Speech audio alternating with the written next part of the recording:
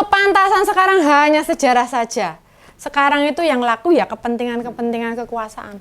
Apa coba urusan yang bisa membuat seorang Kapolda menghadap ketua partai?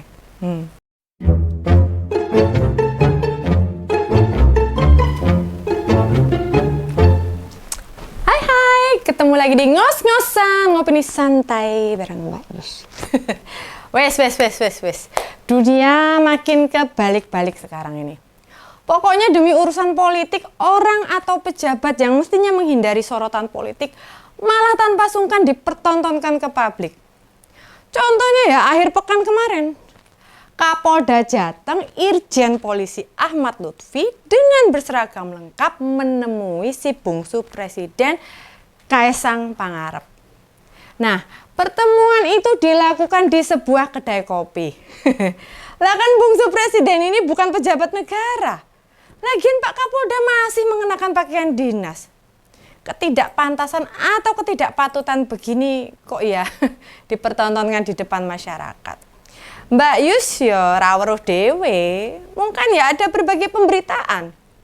Lah mosok wartawan ngarang, asal-asalan gawe berita, dijamin enggak lah gitu loh. Nah kebetulan sebelumnya itu memang ada konsolidasi partai-partai di Solo selain PDIP. Ya yang ada kursi di DPRD Solo lah itu gitu. Makanya banyak jurnalis di sana. Nah, di sela-sela pertemuan itu kemudian Kapolda merapat serta bertemu 4 mata. Artinya ada pembicaraan antara Kaisang sama Pak Ahmad Lutfi. Walah, donyo.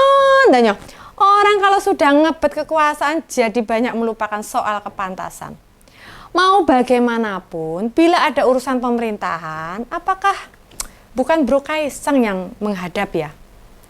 Pun nek terpaksanya, misalnya kepepet nih, demi Pilgub Jateng, kan mosok Pak Kapolda salin sik raiso, gitu loh. Ya bila nggak bawa baju kan yo, mal-mal ning Solo kan ya oke gitu loh. Mal di Solo itu banyak. Nek di kedai kopi itu apalagi banyak wartawan. Kan malah kalau kami menyimpulkan itu kesengajaan ya nggak salah toh gitu loh. Apa coba urusan yang bisa membuat seorang Kapolda menghadap ketua partai? Coba kita ingat-ingat. Adakah seorang Kapolda, Pangdam, merapat menemui ketua umum partai di sela-sela acara kepartean dan bertemu berdua? Ayo, ada nggak? Ini loh, rentetan batas-batas urusan negara. Urusan kewenangan, urusan politik jadi bias gitu loh. Malah menurut Mbak Yus itu rakyat jadi disuguhi atau dipertontonkan peristiwa yang tidak semestinya. Jadi gagal ya toh. Mungkin ada yang lain. Ketua partai didatangi pejabat di daerah. Namun biasanya enggak ada pertemuan 4 mata kecuali pejabat daerah itu pejabat politik.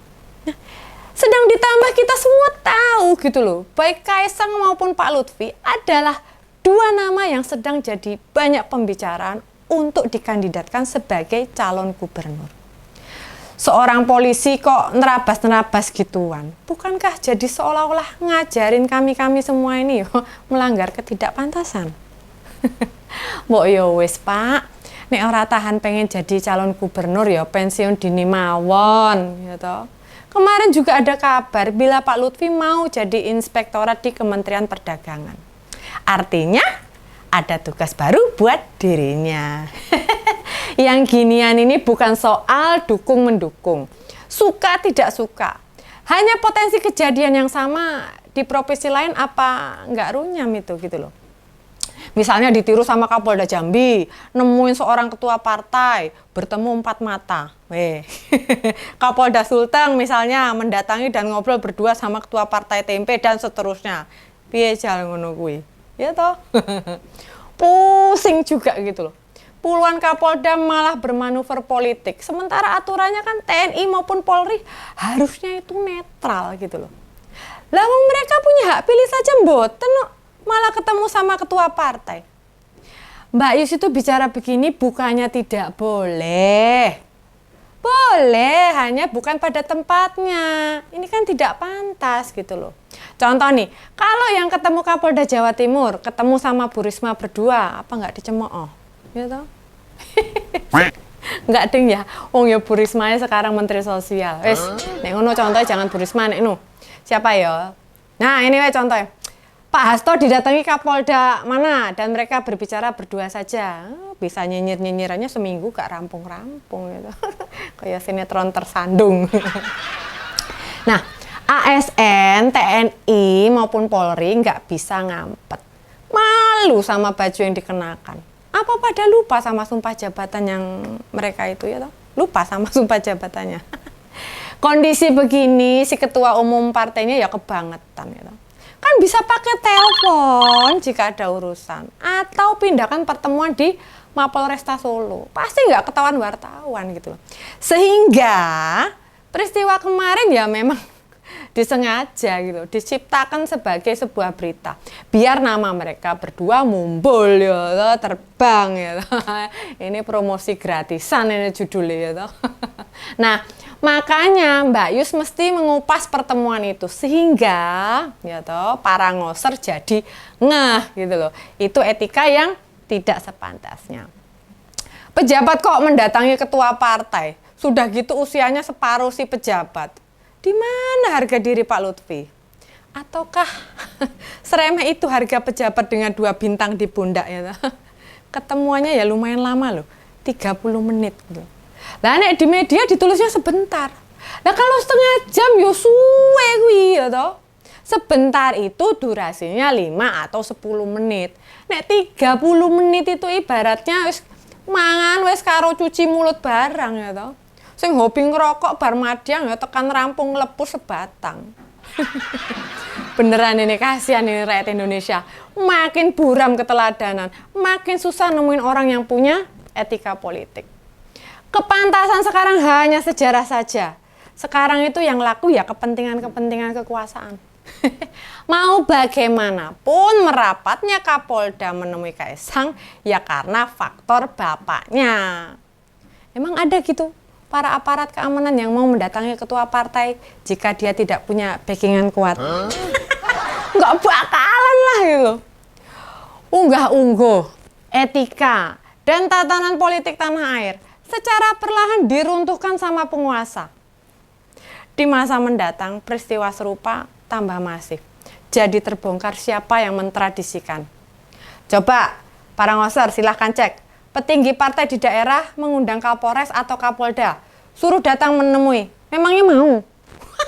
Gak bakalan gitu. Ini bukan di acara resmi loh. Pertemuannya informal. Ya gak bakalan mau gitu loh. Mana ada contoh serupa? Yang mbok googling 10 hari. Peristiwa serupa belum pernah terjadi loh. Nek di zaman Orde Baru itu sangat mungkin. Memang batasan kesantunan berpolitik makin kesini makin hilang ya. Hal itu berefek pada perilaku yang permisif pada penjagaan etika. Ya mungkin memang mau dirobohkan gitu. Pengennya berlaku hukum rimba gitu. Siapa yang kuat, siapa yang berkuasa bisa berbuat semaunya sendiri ya toh. Politik, polisi dan tentara itu politik negara. Politik keamanan menjaga agar negara ini tetap tidak mudah diacak-acak. Jelas-jelas ada demarkasi yang terang. Tidak boleh merasuki ranah politik praktis. Seandainya garis-garis batas itu dihilangkan, ya kita sih sama-sama tinggal menunggu. Aparat kemudian masuk dalam kuasa kepentingan ya toh. Wes biarin aja. Yang penting para ngoser tetap masuk di nomor di bawah ini gitu ya. Bagi yang mau memesan kaos ngos-ngosannya Mbak Yus. Oke? Segitu ngos-ngosan ngopi santai bareng Mbak Yus. Kita ketemu lagi di ngos-ngosan selanjutnya. Bye-bye!